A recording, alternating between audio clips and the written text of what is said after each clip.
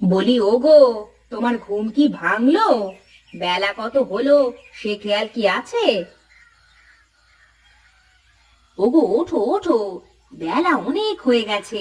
আজ কি কাজে যাবে না নাকি? বলি কাজ নেই বুঝি আজ? কি বলো গিন্নি? কাজ থাকবে না কেন?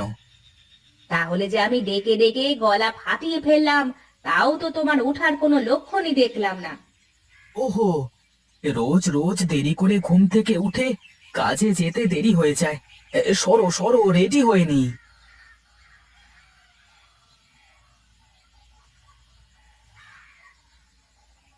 বাহ গিন্নি, তোমার হাতের রান্না না খেয়ে কাজে গেলে মনে হয় সারাদিন খিদে লেগেই থাকে আমার, বুঝলে? থাক, অত প্রশংসা করা লাগবে না। তোমাকে একটা কথা বলবো? হ্যাঁ হ্যাঁ, বলে ফেলো বলে ফেলো, এত ভাববার কি আছে? না, তুমি কি মনে করবা তাই বলিনি। আজ কদিন ধরেই বলবো বলবো ভাবছি। আরে অত বাহানা না করে সরাসরি বলে ফেলো দেখি, তোমার কি লাগবে? আমার না একটা নতুন শাড়ি লাগবে। কয়েকদিন পরেই ও বাড়িতে তো অনুষ্ঠানে যেতে হবে। আরে অনুষ্ঠানের তো এখনো অনেক দেরি আছে, দেখবো নে। শোনো না, সেদিন যে শাড়িটা তোমাকে দেখালাম, আমার কিন্তু ওই শাড়িটাই লাগবে। আচ্ছা আচ্ছা, ঠিক আছে, তোমাকে ওই শাড়ি কিনে দেব। এই এখন একটু চুপ করো। আরে আরে, থাক থাক, আমাকে আর দিও না। কি যে বলো! তোমার জন্যই তো আমি এত সুন্দর করে রান্না করি। তুমি না খেলে কে খাবে বলো? মাকে খেতে দিয়েছ? উমা, মা কি এত সকালে খায় নাকি? সে পরে খেয়ে নেবে। মা, আপনার জন্য মাছের মাথাটা রান্না করেছি। আপনি তো মাছের মাথা খেতে খুব ভালোবাসেন। হ্যাঁ গো ছোট বৌমা, আমি আমার বাপের বাড়িতে মাছের মাথা ছাড়া তো খেতামই না।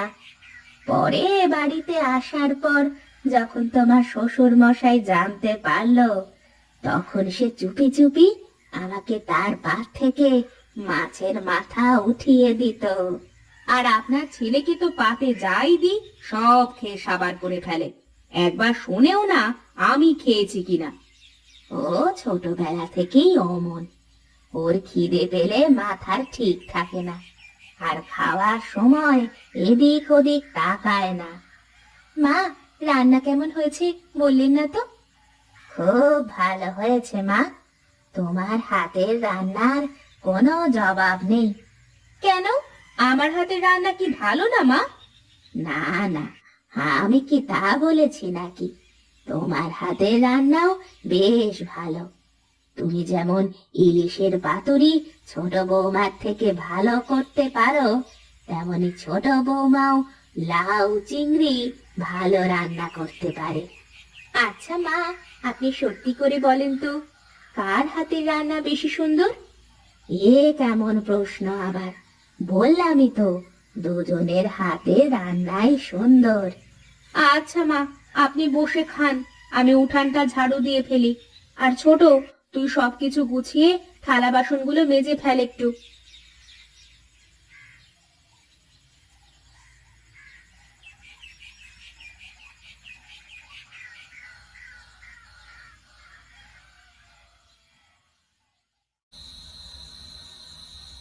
কি গো, এ চুপচাপ বসে আছো কেন?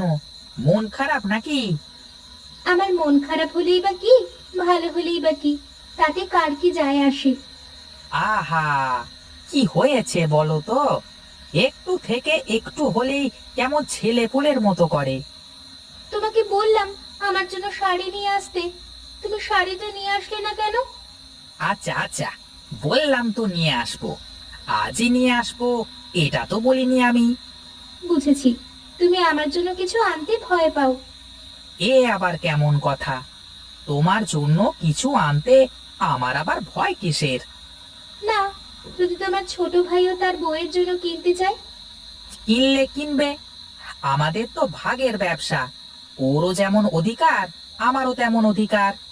অত কিছু বুঝি না, তুমি কালই আমার শাড়িটা এনে দেবে। শাড়ির সাথে ম্যাচ করে তো পেটিকোট, ব্লাউজ এসব বানাতে সময় লাগবে। আচ্ছা ঠিক আছে, আমি কালই নিয়ে আসবো। এখন ঘুমিয়ে পড়ো তো দেখি।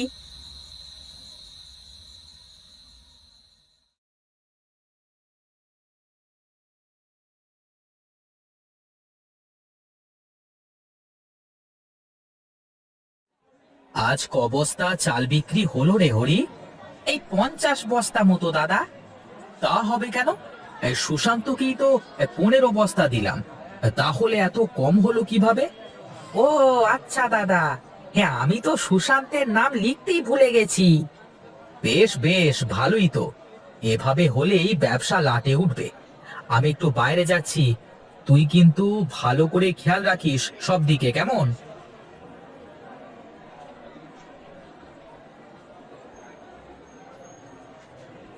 তা কি খবর হরিদা?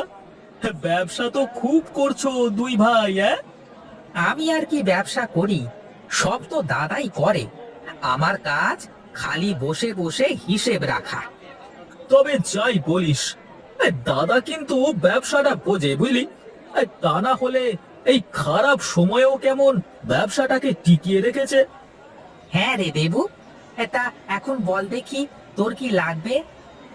দাদা, আমার তো 10 বস্তা চাল লাগবে, কিন্তু এখন টাকা দিতে পারবো না, বুঝলে? 2-4 দিন পরে নিতে হবে কিন্তু। আমি তো বাকি দিতে পারবো না ভাই, তুই দাদার সাথে কথা বলে দেখ। দাদা তো চলে গেল, তুমি আগে থেকে বললে না। হ্যাঁ হ্যাঁ, আমি তো মানুষের মনের কথা জানতে পারি, তাই না? জানবো তুই এসে বাকির কথা বলবি, যত সব।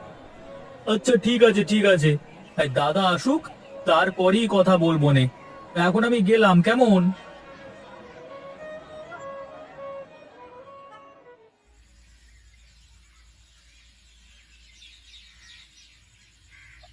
কই গো গিন্নি?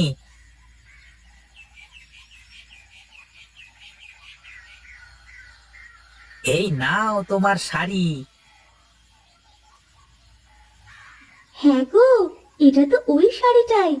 এই দেখো ঠিক আছে কিনা। খুব কষ্ট করে অনেক দামাদামি করে তারপর নিয়ে এসেছি। না নিয়ে আসলে যে আজ তোমায় ভাতও দিত না খেতে, ঠাকুরপো। ঠিকই বলেছো বৌদি, কি আর করব, তোমরা যা বলবে তা না শুনলে তো ঘরে শুতেও দেবে না। আমার আর সেই কপাল নেই রে ভাই। তোর দাদা তো আমাকে চোখ রাঙিয়ে চুপ করিয়ে রাখে। চলো ঘরে চলো, আমি তোমাকে খাবার দিচ্ছি।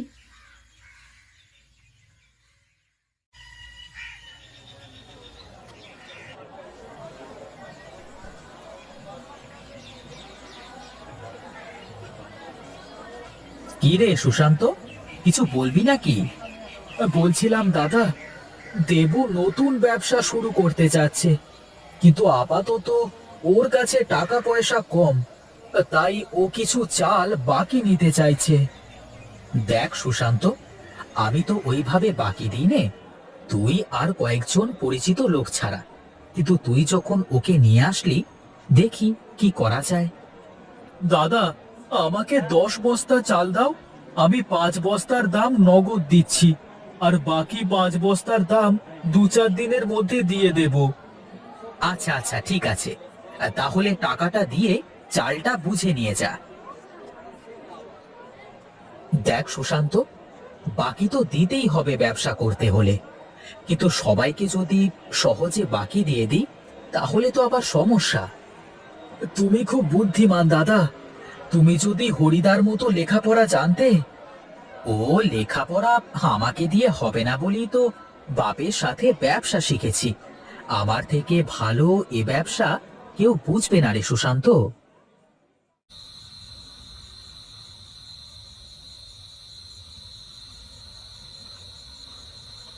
কি গো, মুখটা অমন পেঁচার মতো করে বসে আছো কেন?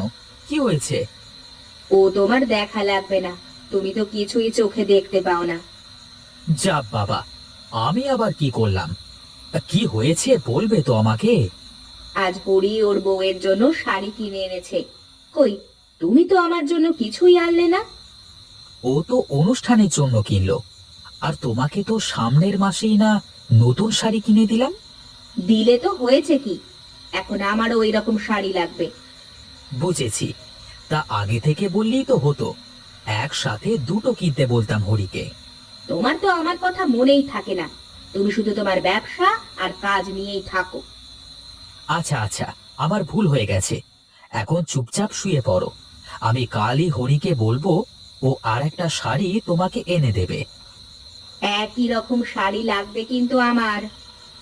আচ্ছা বাবা, আচ্ছা, ঠিক আছে, একই শাড়ি এনে দেবে। এখন চলো, ঘুমাও।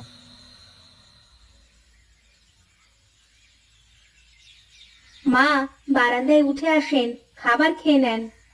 এখানে রোদে বেশ ভালো লাগছে, তুমি খাবারটা এখানে নিয়ে এসো দেখি।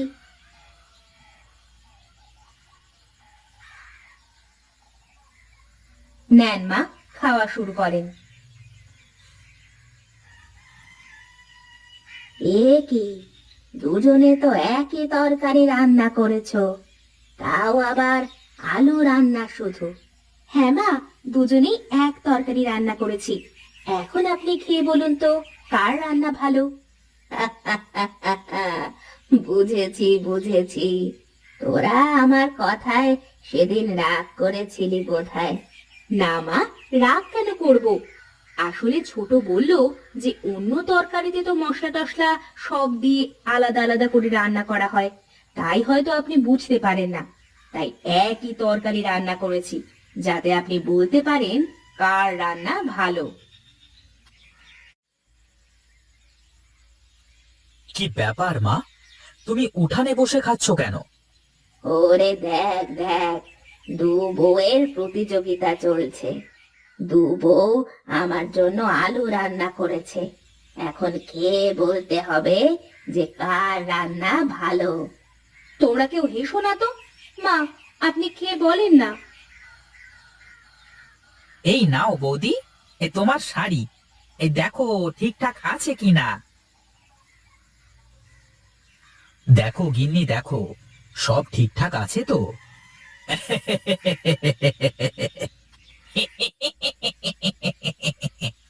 হ্যাঁ গো, সব ঠিকঠাক আছে, একদম একই রকম দুটো শাড়ি। বাহ বাহ বাহ, বৌদি, তুমি আমার সাথে পাল্লা দিয়ে শাড়ি কিনলে তাহলে? তার মানে তুমি সব সময় আমার সাথে পাল্লা দাও? আহা, কি যে বলো না ছোট বৌমা, দু বউ তোমরা একই শাড়ি পরবা, এজন্য বোধহয় ওরা এনেছে। আর শোনো, তোমাদের দুজনেরই হাতে রান্না খুব ভালো। না মা, তা কেমন করে হয়? কারো হাতে রান্না তো একটু না একটু বেশি ভালো হবেই।